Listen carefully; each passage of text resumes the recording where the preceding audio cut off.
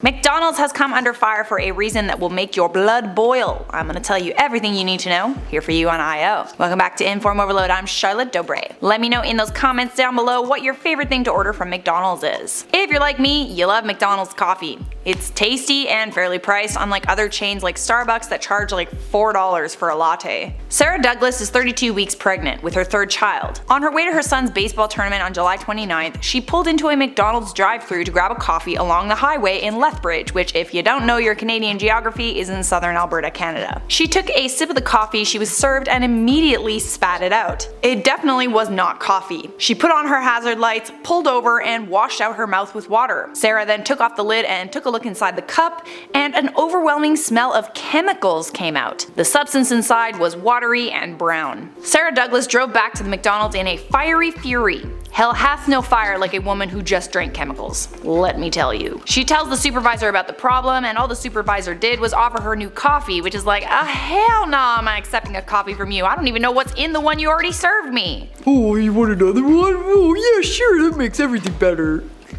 What? I'm triggered in case you can't tell. Upon closer inspection, employees figured out that the coffee machine was hooked up to the cleaning line. Instead of dispensing milk, it was dispensing cleaning chemicals. Cleaning chemicals are often poisonous. Sarah is pregnant.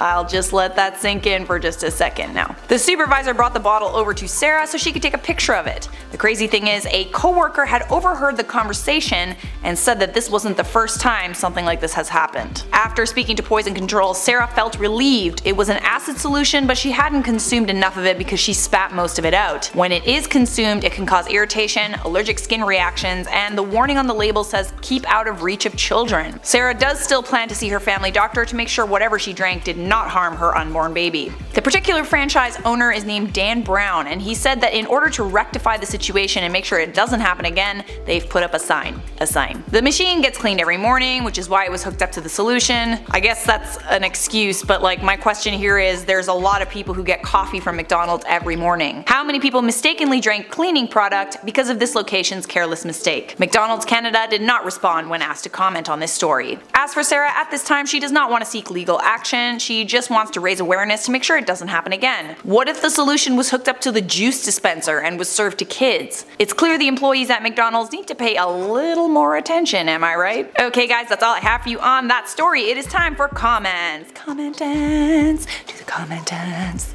Darkel said, can you tell your new subscribers what is the relationship between you and a potato? A potato and I are in a long-term relationship. The only one that has ever brought me joy.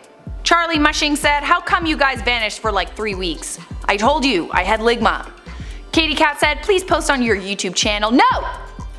Maybe I will when I get to 7,000 subs.